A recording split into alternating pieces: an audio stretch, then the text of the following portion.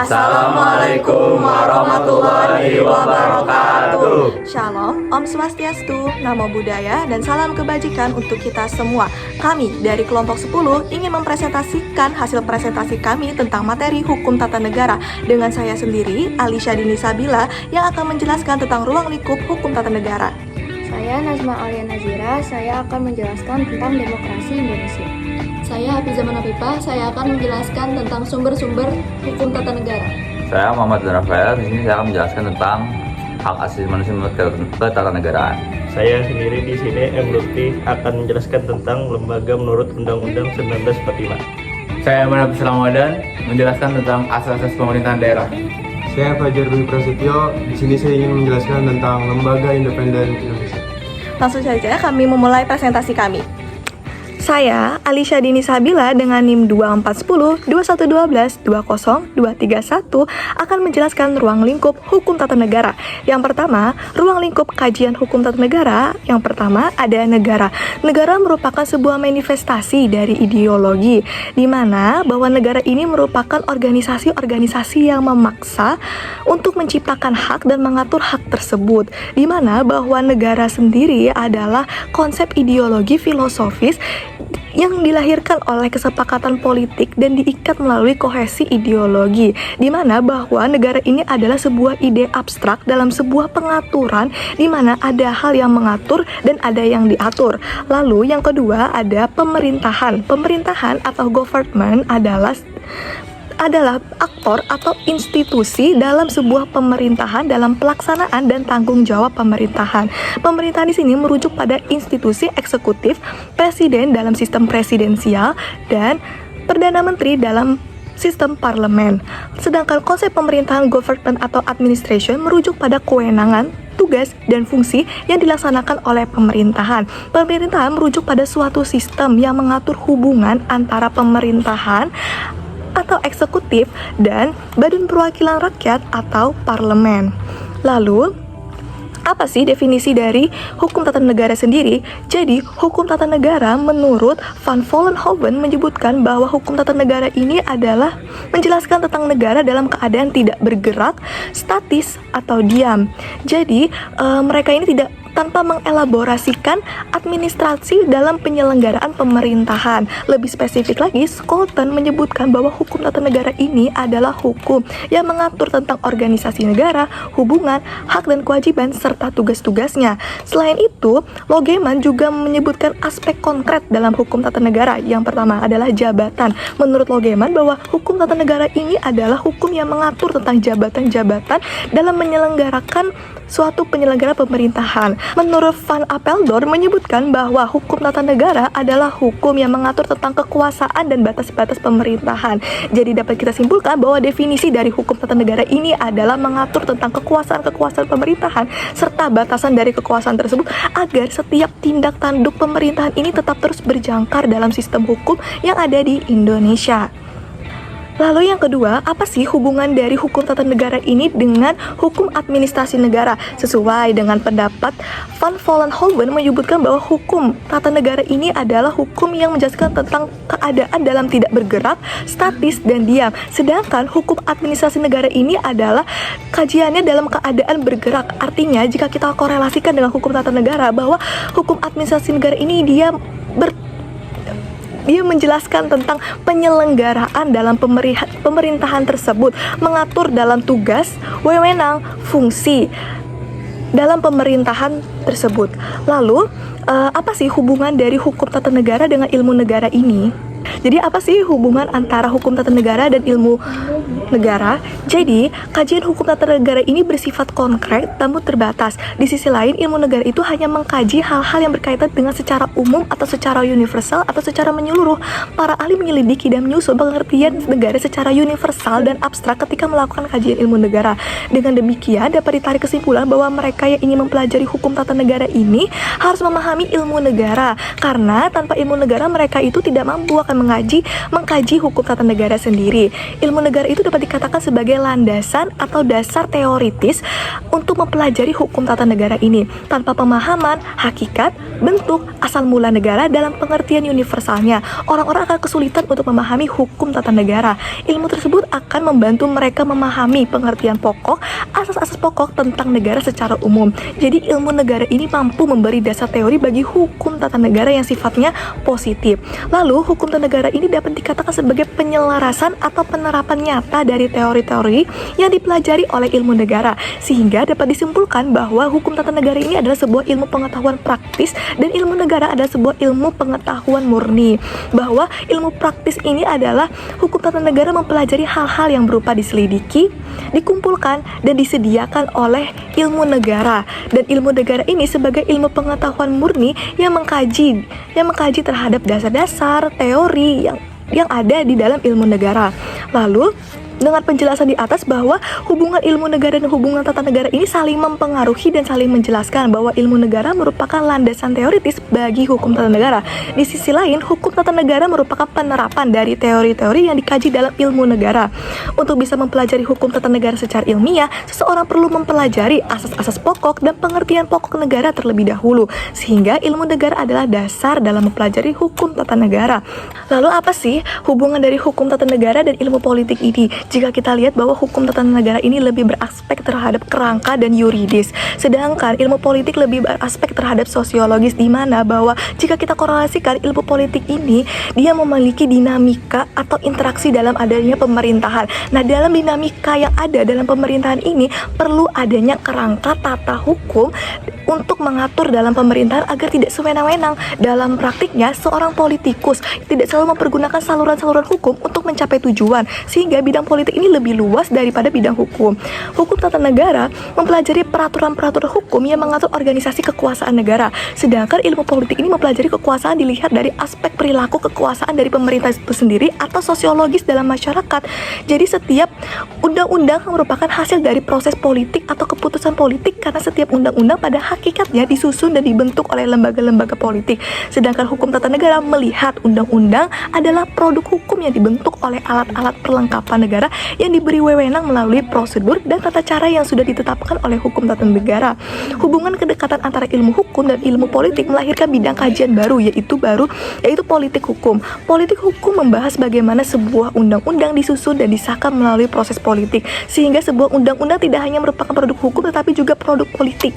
Produk hukum karena dibentuk oleh lembaga yang berwenang membentuk undang-undang, yaitu produk politik karena merupakan hasil kesepakatan politik dari para anggota parlemen yang berasal dari beberapa partai politik.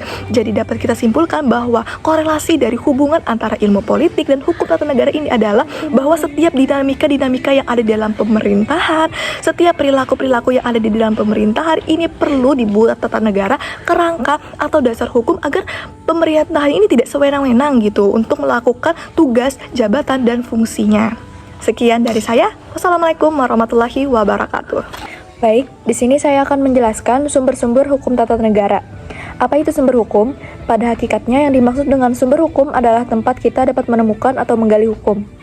Menurut Peter Mahmud Marzuki dalam bukunya berjudul Pengantar Ilmu Hukum menjelaskan bahwa sumber hukum adalah bahan-bahan yang digunakan sebagai dasar oleh pengadilan dalam memutus perkara. Berbeda dengan yang dijelaskan Jimmy As-Siddiqui dalam bukunya Pengantar Ilmu Hukum Tata Negara, sumber hukum sebenarnya berasal dari dasar hukum, landasan hukum, ataupun payung hukum. Dasar hukum atau landasan hukum adalah legal basis atau legal ground, yaitu norma hukum yang mendasari suatu tindakan atau perbuatan hukum tertentu sehingga dianggap sah atau dibenarkan secara hukum. Masih bersumber dari buku yang sama, perkataan sumber hukum adalah lebih menunjuk kepada pengertian tempat dari asal muasal suatu nilai atau norma tertentu berasal. Sumber hukum ada dua, yaitu yang pertama adalah sumber hukum formil adalah bersifat operasional yang berhubungan langsung dengan penerapan hukum. Sementara itu, sumber hukum material adalah sumber yang berasal dari substansi hukum. Ada 5 sumber hukum formil, yaitu undang-undang, kebiasaan, traktat, jurisprudensi, dan doktrin. Undang-undang. Suatu perundang-undangan dapat menghasilkan peraturan yang bercirikan bersifat umum dan komprehensif bersifat universal untuk menghadapi peristiwa yang akan datang, belum jelas bentuk konkretnya. Memiliki kekuatan mengoreksi dan memperbaiki dirinya sendiri adalah lazim. Undang-undang. Suatu perundang-undangan menghasilkan peraturan yang bercirikan, bersifat umum atau komprehensif, bersifat universal untuk menghadapi peristiwa yang akan datang, belum jelas bentuk konkretnya. Memiliki kekuatan mengoreksi dan memperbaiki dirinya sendiri adalah lazim jika peraturan mencantumkan klausul yang memungkinkan dilakukan peninjauan kembali. Kebiasaan. Kebiasaan adalah perbuatan yang tetap dilakukan berulang-ulang dalam masyarakat mengenai hal tertentu. Apabila kebiasaan tertentu diterima masyarakat dan selalu dilakukan berulang-ulang karena dirasakan sebagai sesuatu yang memang seharusnya, menyimpang dari kebiasaan dianggap pelanggaran hukum yang hidup dalam masyarakat. Timbullah suatu kebiasaan hukum yang oleh pergaulan hidup masyarakat dipandang sebagai hukum. Hukum adat termasuk dalam hukum kebiasaan. Kadang-kadang kebiasaan disebut sebagai istilah adat. Hukum adat adalah hukum tidak tertulis yang sejak lama ada di masyarakat dengan maksud mengatur tata tertib. Traktat.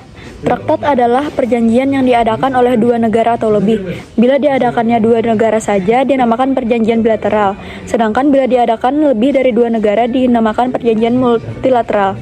Traktat bisa jadi hukum formil jika memenuhi syarat formil seperti dengan ratifikasi. Jurisprudensi. Jurisprudensi adalah putusan hakim pengadilan yang memuat peraturan sendiri, kemudian diakui dan dijadikan dasar putusan hakim lain dalam perkara yang sama.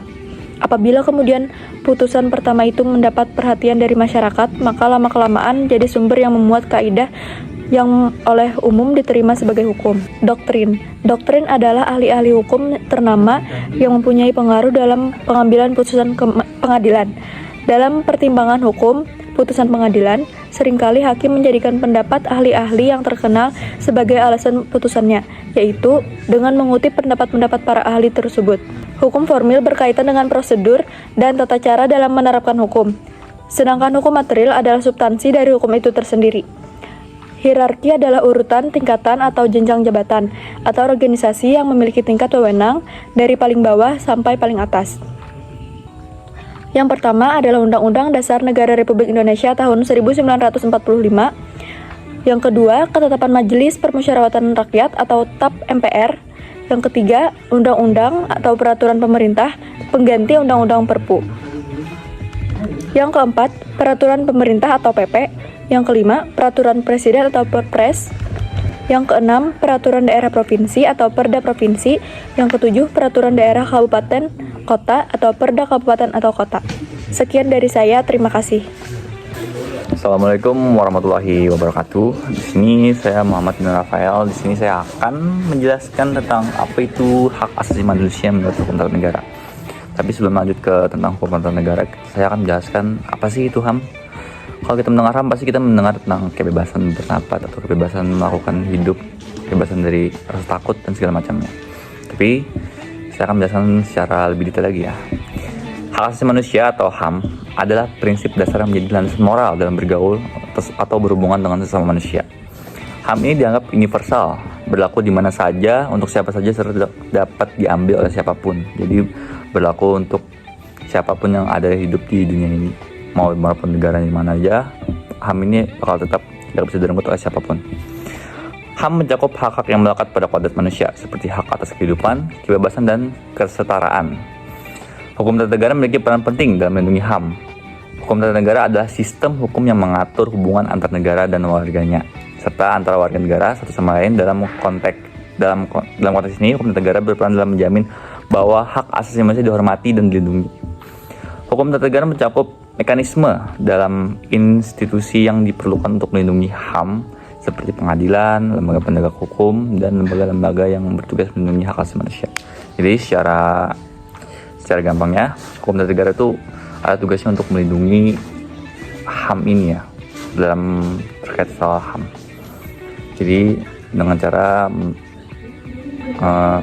melakukan seperti adanya pengadilan, adanya lembaga penegak hukum untuk bisa menjaga HAM agar tidak sewenang-wenang orang mengambil merenggut hak kebebasan kita. Indonesia menganut sistem Rechtsstaat. Rechtsstaat istilahnya diangkat dari bahasa Belanda yang berarti negara hukum. Hal ini pun telah diatur juga dalam pasal 1 ayat 3 Undang-Undang Dasar 1945 yang berbunyi negara Indonesia dan negara hukum. Sehingga hak asasi manusia merupakan salah satu hak yang sangat penting untuk dilindungi adanya agar terciptanya negara yang berdaulat, adil, dan makmur. Jadi di dalam Indonesia sendiri sudah diatur dalam Undang-Undang Dasar 1945 kalau HAM ini sudah diatur dan bakal dijaga karena sangat penting ya kan, agar terciptanya negara yang berdaulat, adil, dan makmur. Hak asasi manusia hari ini diatur dalam pasal 28A Undang-Undang Dasar Negara Indonesia tahun 1945 yang menyatakan setiap orang berhak hidup serta berhak untuk mempertahankan hidup dan kehidupannya. Jadi kan sudah diaturkan dalam Undang-Undang Dasar 1945, terus diatur lagi dalam Undang-Undang Dasar pasal 28A yang lebih lengkapnya lagi diatur dalam pasal 28A yang menjelaskan secara rinci tentang setiap orang berhak untuk hidup serta berhak mempertahankan hidup dan kehidupannya. Hal ini dijamin berdasarkan ketentuan hukum dan bukan atas kemauan orang-orang atau kelompok yang memegang kekuasaan di Indonesia sendiri. Hak asasi manusia atau HAM ini adalah seperangkat hak asasi manusia yang melekat dalam hakikat dan keberadaan manusia sebagai makhluk Tuhan yang Maha Esa, serta karunia Tuhan yang dianugerahkan kepadanya oleh undang-undang negara dan pemerintah, dan untuk melindungi kehormatan dan martabat manusia. Semua orang harus dihormati dan perhatikan. Jadi dalam undang-undang sudah diatur kalau HAM ini adalah hak yang sudah melekat pada hakikatnya sebagai makhluk Tuhan yang Maha Esa. Jadi nggak bisa direnggut sama sekali oleh siapapun. Jadi sebagai sebuah negara ya Indonesia ini ya, yang berdasarkan supremasi hukum, Indonesia memegang tanggung jawab untuk menjamin serta melindungi hak-hak tersebut. Penegasan tegas terhadap hak dasar warga negara dalam undang-undang menunjukkan komitmen Undang-Undang Dasar 1945 menunjukkan komitmen konstitusional yang kuat terhadap prinsip-prinsip keadilan dan demokrasi. Dalam konteks ini, hak-hak konstitusional menjadi pijakan fundamental bagi berbagai aspek kehidupan masyarakat, menggarisbawahi peran negara dalam mewujudkan kesejahteraan perlindungan hak-hak individu ya. Dalam hukum terdapat 3 komponen untuk utama yang membentuk sebuah sistem: elemen kelembagaan, elemen kaidah hukum, elemen perilaku pun para subjek hukum, dan yang tunduk pada hak dan kewajibannya yang diamanatkan oleh norma-norma hukum berlaku. Ketiga aspek ini meliputi proses pembuatan hukum, implementasi atau penerapan hukum, serta proses peradilan terhadap pelanggaran hukum. Jadi 3 komponen ini yang membentuk suatu sistem, elemen kelembagaan dan kaidah hukum. Jadi 3 komponen ini ya berupa proses pembuatan hukum, implementasi atau penerapan hukumnya, dan juga serta proses peradilan terhadap pelanggaran hukum. Aktivitas yang terkait dengan penegakan hukum dalam ranah pidana melibatkan partisipasi dari institusi seperti kepolisian, kejaksaan, advokat, dan bahkan kehakiman. Di sisi lain dalam ranah perdata, para advokat dan badan kehakiman menjadi sentral. Meskipun tidak secara eksplisit dijelaskan dalam Undang-Undang 1945, konsep hak konstitusional hadir dalam hukum positif Indonesia. Jadi, walaupun tidak dijelaskan secara rinci ya dalam Undang-Undang 1945, tapi sudah diatur dalam Undang-Undang Nomor 24 Tahun 2003 bersama dengan Undang-Undang Nomor 8 Tahun 2011 tentang Mahkamah Konstitusi.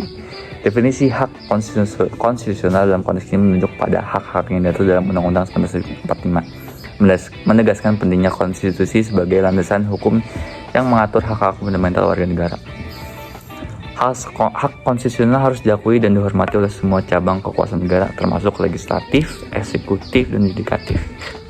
Setiap tindakan yang dilakukan oleh organ negara yang tidak sejalan atau melanggar hak konstitusional harus dinyatakan tidak sah oleh lembaga peradilan yang berwenang. Jadi, sebuah cabang kekuasaan negara termasuk badan legislatif, eksekutif, dan yudikatif tidak bisa sewenang-wenang dalam menjalankan tugasnya. Apabila tidak sejalan atau melanggar hak-hak konstitusional, harus dinyatakan tidak sah atau oleh lembaga peradilan yang berwenang. Perlindungan yang ditegaskan oleh konstitusi terhadap hak konstitusional menekankan perlindungan terhadap tindakan atau pelanggaran yang dilakukan oleh negara itu sendiri, bukan oleh individu yang terkait. Ya. Hak konstitusional menandai batasan yang dilakukan terhadap kekuasaan negara, sementara perlindungan terhadap hak konstitusional merupakan salah satu aspek dari jaminan terhadap hak-hak fundamental yang dijamin dalam konstitusi. Dalam konteks ini, pengaduan konstitusional menjadi salah satu mekanisme untuk menegakkan jaminan terhadap hak-hak fundamental tersebut. Melalui proses pengaduan konstitusional, penegakan terhadap hak konstitusional warga negara dapat disampaikan pada Mahkamah Konstitusi untuk memastikan bahwa negara melindungi hak-hak konstitusional warga negaranya. Dengan demikian, apabila Mahkamah Konstitusi mampu memeriksa kasus pengaduan konstitusional, maka Mahkamah Konstitusi dapat memberikan perlindungan yang optimal terhadap jaminan hak konstitusional warga negaranya. Mungkin sekiannya dari materi yang saya paparkan tentang HAM menurut Ketatanegaraan. Mungkin ada beberapa aspek yang kurang jelas, saya mohon maaf. Tapi semoga materi yang saya bawakan ini bisa dipahami dan diterima dengan baik. Ya, sekian. Wassalamualaikum warahmatullahi wabarakatuh. Selanjutnya saya akan menjelaskan materi tentang lembaga negara menurut Undang-Undang 1945. Menurut UUD 1945 terdapat 8 lembaga seperti 1. Majelis Permusyawaratan Rakyat atau MPR. Tugasnya menetapkan atau mengubah Undang-Undang Dasar Negara Republik Indonesia tahun 1945. Memilih presiden dan wakil presiden, menetapkan garis-garis besar haluan negara, pembentukan lembaga negara, penetapan amnesti dan abolisi. Kewenangannya memiliki lembaga negara menurut UUD 1945, yaitu memiliki kewenangan utama untuk mengubah, menetapkan UUD, serta melantik presiden dan wakil presiden. 2. Dewan Perwakilan Rakyat atau DPR. Tugas-tugasnya yaitu pembuatan undang-undang, pengawasan pemerintah, anggaran negara, hubungan luar negeri, perwakilan rakyat, pembentukan kabinet, pemberian persetujuan, dialog, politik, dan legislasi. Kewenangannya yaitu memiliki fungsi legislasi, anggaran, dan pengawasan. DPR berfungsi untuk membuat undang-undang, mengawasi jalannya pemerintahan, dan mengesahkan anggaran. 3. Dewan Perwakilan Daerah atau DPD. Tugasnya adalah mengajukan rancangan undang-undang atau RUU kepada DPR, membahas RUU bersama DPR dan Presiden, melakukan pengawasan atas pelaksanaan undang-undang, mengajukan usul rancangan undang-undang. Kewenangannya yaitu di dalam UUD 1945, DPD berfungsi untuk mewakili kepentingan daerah, memberikan pertimbangan terhadap rancangan undang-undang, serta memperjuangkan aspirasi daerah. 4. Presiden dan wakil presiden. Tugas utama dari seorang presiden adalah sebagai kepala negara, kepala pemerintah, pembuatan kebijakan, penyelenggara keamanan dan ketertiban. Untuk wakil presiden sebagai pembantu presiden, koordinasi dengan menteri, melakukan kunjungan kerja. Kewenangannya menurut UUD 1945, presiden sebagai kepala negara dan pemerintahan membuat kebijakan pemerintahan, mengangkat dan memberhentikan pejabat negara, menandatangani undang-undang. Sedangkan wakil presiden yaitu membantu tugas presiden, menggantikan presiden dalam keadaan tertentu, mengkoordinasikan kementerian atau sektor tertentu, mendampingi presiden dalam diplomasi internasional. Selanjutnya, yang kelima adalah Mahkamah Agung atau MA. Tugasnya adalah menjaga konsistensi hukum, mengawasi pengadilan di bawahnya, menangani kasasi dan peninjauan kembali, memberikan pertimbangan hukum, memiliki kewenangan lembaga menurut UUD 1945, yaitu memeriksa kasasi, menguji peraturan perundang-undangan, menyelesaikan sengketa antara lembaga negara. Yang keenam adalah Mahkamah Konstitusi atau MK. Tugas dari Mahkamah Konstitusi yaitu menguji undang-undang terhadap UUD 1945, memutuskan sengketa kewenangan lembaga negara memutuskan perselisihan hasil pemilu, menguji UUD Dasar 1945. Kewenangannya memiliki menguji Undang-Undang Dasar 1945, menyelesaikan sengketa pemilu, memutuskan pembubaran partai politik. Yang ketujuh, Komisi Yudisial memiliki tugas mengusulkan, mengangkat, dan memberhentikan hakim, menjaga kehormatan, keluhuran martabat, dan tingkah laku hakim, melakukan pengawasan terhadap hakim. Memiliki kewenangan seperti mengawasi perilaku hakim, memberikan pertimbangan dalam pengangkatan hakim, memberikan rekomendasi untuk sanksi kepada hakim. Yang kedelapan yang terakhir, Badan Pemeriksa Keuangan atau BPK. Tugas-tugasnya terdapat memeriksa pengelolaan dan tanggung jawab keuangan negara, memberikan laporan hasil pemeriksaan atau LHP, melakukan pemeriksaan atas laporan keuangan. Kewenangannya yaitu terdapat memeriksa pengelolaan keuangan negara, memberikan laporan hasil pemeriksaan. Sekian presentasi dari saya, semoga dapat bermanfaat. Terima kasih. Oke, saya di sini akan menjelaskan apa itu lembaga independen di Indonesia. Lembaga independen adalah lembaga beroperasi secara independen dan berpengaruh politik, atau lembaga independen didorong oleh tuntunan atas masyarakat, prinsip, dan penyelenggaraan pemerintah. Seiring perkembangan zaman, kompleksitas masalah ketatanegaraan melahirkan banyak lembaga negara independen. Setelah reformasi 1998, lembaga negara independen mulai mendapat tempat.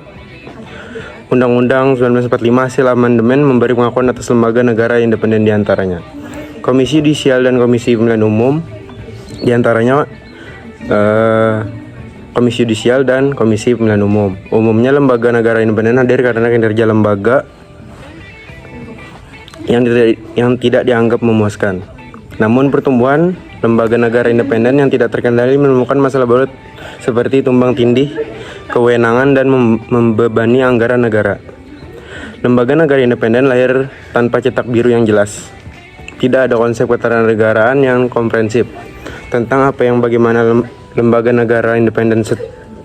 Setiap muncul masalah nasional atau membentuk peraturan perundang-undangan, urusan tertentu saat itu lahir lembaga negara baru. Akibat lembaga-lembaga negara yang lahir tidak memiliki pola yang jelas, mulai dari dasar hukum, nama dan bentuk lembaga, pengawasan, sistem rekrutmen, hubungan antar lembaga, dan hingga kepentuan. Lembaga ini berfungsi untuk mengawasi kinerja pemerintah dan memastikan pemerintah bertindak sesuai peraturan, undang-undang, dan kebijakan yang telah ditetapkan. Ada beberapa lembaga independen di Indonesia yang selama ini masih berjalan: Komisi Pemilihan Umum, KPU, Komisi Komnas HAM, Komisi Nasional Hak Asasi Manusia, dan ada KPK, Komisi Pemberantas Korupsi, dan ada lagi Komisi Yudisial, KY, dan sebagai lainnya. Lembaga independen berwenang untuk mengawasi kinerja pemerintah. Ada beberapa wewenang lembaga independen di Indonesia, salah satunya untuk mengawasi kinerja pemerintah, memastikan kepatuhan terhadap peraturan, dan memberikan rekomendasi untuk perbaikan kinerja pemerintah, dan memastikan pemerintah bertindak sesuai peraturan kebijakan. Ada juga memberi rekomendasi dan laporan objektif, membantu pemerintah menyusun kebijakan yang lebih baik, dan meningkatkan akuntabilitas dan kepercayaan publik terhadap pemerintah. Dan ada juga sebagian memastikan transparansi dalam pengambilan keputusan. Dan yang terakhir, memastikan pemerintah mematuhi hak asasi manusia dan standar lainnya. Saya Nazma Alia Nazira, saya akan menjelaskan tentang demokrasi Indonesia. 1. Konsepsi demokrasi. Apa itu konsepsi demokrasi? Konsepsi demokrasi merujuk pada bentuk pemerintahan di mana kekuasaan tertinggi berada di tangan rakyat. Demokrasi mengedepankan partisipasi aktif, masyarakat dalam pengambilan keputusan politik, baik melalui pemilihan umum, referendum, maupun berbagai mekanisme lainnya. Berikut adalah beberapa unsur utama dalam konsepsi demokrasi. 1. Kedaulatan rakyat. Dalam demokrasi, rakyat memegang kekuasaan tertinggi, pemerintahan diangkat oleh rakyat dan untuk rakyat, serta menjalankan kewajiban dan hak-haknya sesuai dengan kehendak umum. 2. Pemilihan umum yang bebas dan adil. Salah satu ciri penting demokrasi adalah adanya pemilihan umum yang memungkinkan rakyat memilih pemimpin dan wakil mereka secara bebas tanpa adanya tekanan atau manipulasi. Yang ketiga, hak asasi manusia. Demokrasi menekankan pentingnya perlindungan terhadap hak asasi manusia, termasuk kebebasan berbicara, kebebasan berpendapat, kebebasan pers, dan kebebasan beragama. 4. Pluralisme dan toleransi. Demokrasi menghargai keragaman dan perbedaan pendapat. Di dalamnya, setiap individu atau kelompok memiliki kebebasan untuk menyampaikan pandangan mereka tanpa takut akan pembalasan.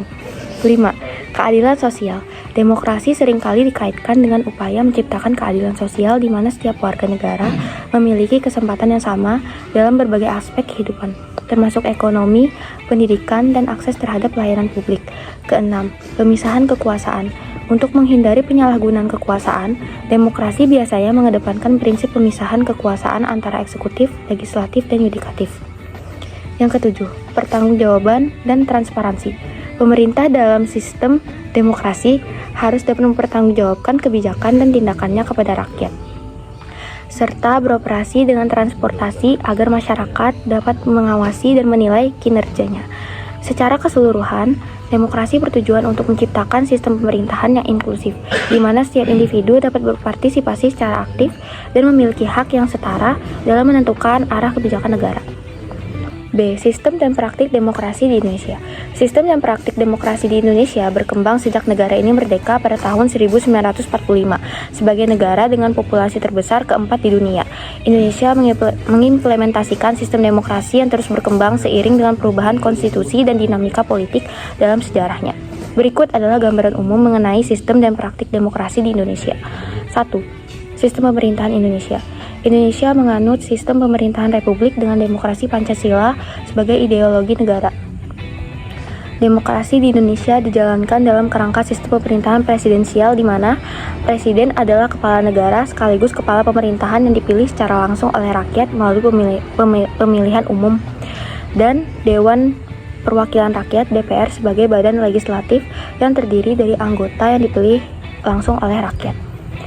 Lalu Mahkamah Konstitusi dan Komisi Pemilihan Umum yang berperan dalam memastikan proses demokrasi berjalan dengan adil dan sesuai konstitusi. 2. Pemilihan umum. Pemilu di Indonesia adalah sarana utama bagi rakyat untuk memilih pemimpin dan wakil mereka di tingkat nasional, provinsi, dan daerah. Pemilu dilaksanakan secara langsung, umum, bebas, rahasia, adil, dan jujur. Beberapa hal terkait praktik pemilu di Indonesia. 1. Presiden dan wakil presiden dipilih secara langsung oleh rakyat setiap 5 tahun sekali.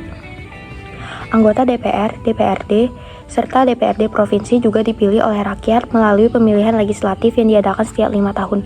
Pemilu untuk memilih anggota legislatif menggunakan sistem representasi proporsional dengan daerah pemilihan dapil yang berbeda-beda di setiap wilayah. 3. Pluralisme dan kebebasan berpendapat. Indonesia menganut prinsip pluralisme yang berarti bahwa masyarakat Indonesia menerima dan menghargai keragaman dalam berbagai aspek seperti agama, budaya, suku, dan pandangan politik. Kebebasan berpendapat dijamin dalam UUD 1945 pasal 28 yang menjamin kebebasan untuk menyatakan pendapat secara lisan maupun tulisan. 4. Pemisahan kekuasaan, checks and balance. Dalam praktik demokrasi Indonesia, ada prinsip pemisahan kekuasaan antara 3 cabang pemerintahan. 1. Eksekutif, presiden dan wakil presiden. 2. Legislatif, DPR, DPD, dan MPR. 3. Yudikatif, Mahkamah Agung, Mahkamah Konstitusi, Komisi Yudisial, dan lembaga peradilan lainnya. Pemisahan kekuasaan ini bertujuan untuk mencegah terjadinya penyalahgunaan kekuasaan oleh satu lembaga atau individu tertentu. 5. Hak asasi manusia. Hak asasi manusia merupakan badan yang terpisahkan dalam sistem demokrasi Indonesia. Indonesia mengakui dan melindungi hak-hak dasar warganya melalui UUD 1945 dan undang-undang lainnya yang mengatur kebebasan berekspresi. Hak atas pendidikan, hak atas pekerjaan, hak atas kebebasan beragama, serta hak untuk berpartisipasi dalam kehidupan politik. 6.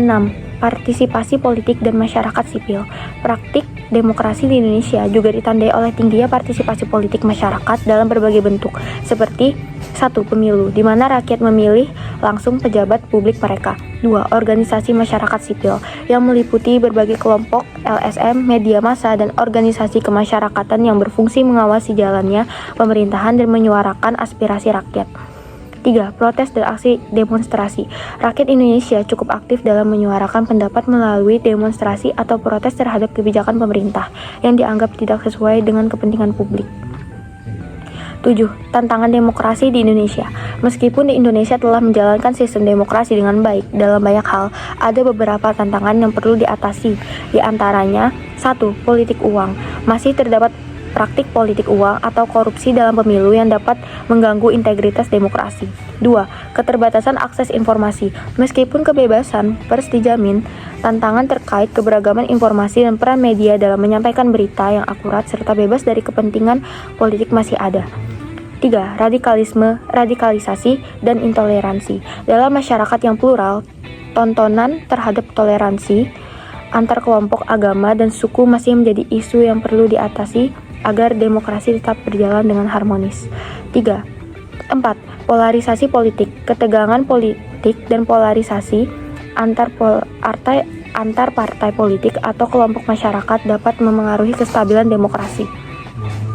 8. Peran konstitusi dan reformasi. Sejak reformasi pada 1998, Indonesia telah melakukan perubahan besar-besaran dalam sistem politik dan konstitusinya. Perubahan tersebut termasuk 1. Amandemen UUD 1945 untuk menguatkan lembaga negara dan memberikan lebih banyak ruang bagi demokrasi dan partisipasi rakyat. 2. Pembentukan lembaga-lembaga negara baru seperti Komisi Pemberantasan Korupsi yang berfungsi mengawasi penyalahgunaan kekuasaan dan memperkuat integritas negara. Secara keseluruhan, Indonesia terus berusaha memperkuat praktik demokrasi melalui berbagai langkah reformasi politik dan hukum meskipun masih menghadapi sejumlah tantangan. Yang ketiga, sistem dan pelaksanaan pemilu di Indonesia. Sistem dan pelaksanaan pemilu di Indonesia merupakan bagian integral dari demokrasi yang dilaksanakan untuk memilih pejabat publik, baik di tingkat nasional, provinsi, maupun daerah.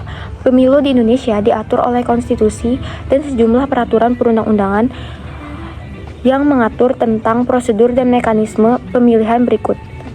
Berikut ini adalah penjelasan mengenai sistem dan pelaksanaan pemilu di Indonesia.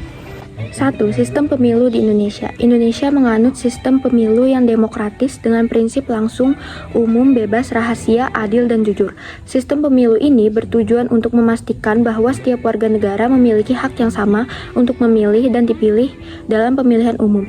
Sistem yang digunakan di Indonesia meliputi 1. Sistem pemilu presidensial. Pemilu untuk memilih presiden dan wakil presiden diadakan setiap 5 tahun sekali.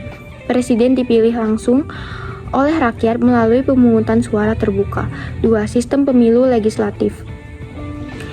Pemilu legislatif untuk memilih anggota Dewan Perwakilan Rakyat DPR, Dewan Perwakilan Daerah DPD, dan Dewan Perwakilan Rakyat Daerah DPRD juga diadakan setiap 5 tahun. 2. Prosedur pemilu di Indonesia. Pelaksanaan pemilu di Indonesia mencakup beberapa tahapan yang harus dilalui, antara lain 1. Persiapan pemilu. A. Penetapan jadwal pemilu. Pemilu diselenggarakan oleh Komisi Pemilihan Umum yang menetapkan jadwal dan prosedur pemilu termasuk tanggal pemungutan suara. B. Pendaftaran partai politik dan calon. Partai politik atau gabungan partai politik yang ingin ikut dalam pemilu harus mendaftar dan memenuhi persyaratan yang ditetapkan oleh KPU. Calon legislatif dan calon presiden atau wakil presiden juga harus mendaftar sesuai ketentuan yang ada. C. Sosialisasi pemilu. KPU melakukan sosialisasi untuk mengedukasi masyarakat mengenai prosedur pemilu dan kepentingnya partisipasi dalam memilih. 2. Pendaftaran pemilu. A. Pemilih yang Pemilih yang memenuhi syarat usia minimal 17 tahun atau sudah menikah dapat terdaftar dalam daftar pemilih tetap DPT. Daftar ini dipublikasikan oleh KPU agar masyarakat bisa memverifikasi data diri mereka. 3. Pemungutan suara. A. Tempat pemungutan suara TPS. Pemungutan suara dilakukan di TPS yang tersebar di seluruh wilayah Indonesia. Setiap TPS melayani sejumlah pemilih yang terdaftar. B. Proses pemungutan suara. Pemilih datang ke TPS menunjukkan identitas diri dan menerima surat suara untuk memilih calon yang telah disediakan. Pemilih kemudian memilih calon mereka secara tertutup dan mencoblos surat suara di bilik suara. C. Pencoblosan. Pemilih mencoblos tanda pilih pada surat suara sesuai dengan calon yang diinginkan. Pemilih memilih presiden atau wakil presiden, anggota DPR, DPD, dan DPRD sesuai dengan jenjangnya. D. Penghitungan suara. Setelah proses pemungutan suara selesai, penghitungan suara dilakukan TPS dan hasilnya dikirim ke tingkat yang lebih tinggi untuk proses rekapitulasi.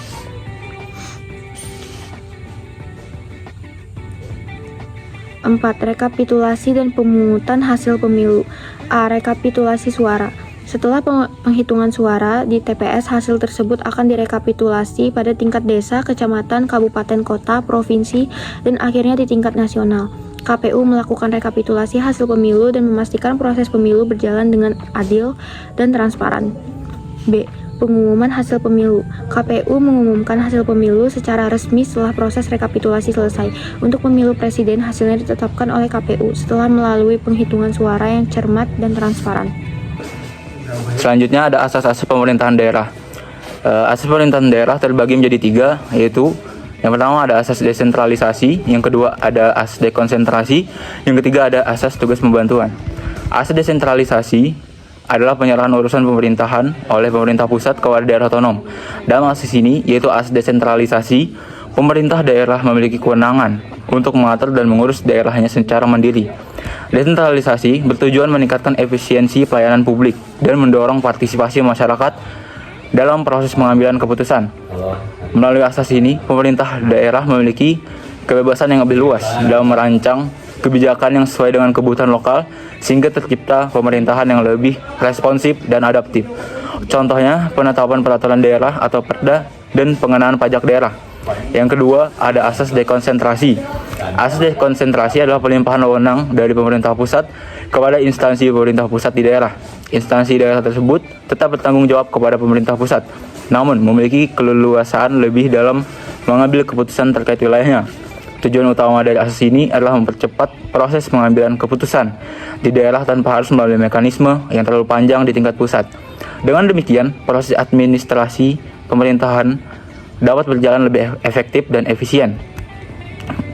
Dekonsentrasi juga memungkinkan adanya koordinasi yang lebih baik antara pemerintah pusat dan pemerintah daerah dalam melaksanakan kebijakan nasional. Asas umum otonomi daerah ini memperkuat kerjasama antara pusat dan daerah demi tercapainya pemerintahan yang lebih efektif. Contohnya, ada dinas pendidikan di tingkat provinsi memiliki kewenangan mengatur kurikulum pendidikan di daerahnya, namun tetap di bawah koordinasi Kementerian Pendidikan dan Kebudayaan. Yang terakhir ada asas tugas pembantuan. Asas tugas pembantuan adalah penugasan dari pemerintah pusat kepada daerah otonom untuk melaksanakan sebagian urusan pemerintahan yang menjadi kewenangan pemerintah pusat atau dari pemerintah daerah provinsi kepada daerah kabupaten kota untuk melaksanakan sebagian urusan pemerintahan yang menjadi kewenangan daerah provinsi. Melalui asas ini, pemerintah pusat dapat memastikan bahwa kebijakan nasional diterapkan secara merata di seluruh wilayah Indonesia. Tugas pembantuan juga memperkuat sinergi antara pemerintah pusat dan pemerintah daerah dalam melaksanakan program-program strategis yang bersifat nasional. Sebagai bagian dari asas umum otonomi daerah, tugas pembantuan bertujuan mendorong pemerintahan daerah untuk lebih mandiri dalam melaksanakan tugas-tugas tertentu. Contohnya seperti program pembangunan infrastruktur daerah yang dijalankan oleh pemerintah daerah dengan bantuan dana dan pemerintah pusat. Asas umum otonomi daerah yang meliputi desentralisasi, dekonsentrasi, dan tugas pembantuan bertujuan menciptakan pemerintah daerah yang mandiri, efektif, dan efisien. Ketiga asas tersebut menjadi pilar penting dalam memperkuat tata kelola pemerintahan daerah yang adaptif dan responsif terhadap kebutuhan masyarakat. Dengan penetapan asas umum otonomi daerah ini, diharapkan pemerintahan daerah dapat berperan aktif dalam mendukung pembangunan nasional dan meningkatkan kesejahteraan masyarakat di tingkat lokal. Sekian, terima kasih. Assalamualaikum warahmatullahi wabarakatuh. Sekian dari penjelasan materi kelompok 10. Wassalamualaikum warahmatullahi wabarakatuh. Selamat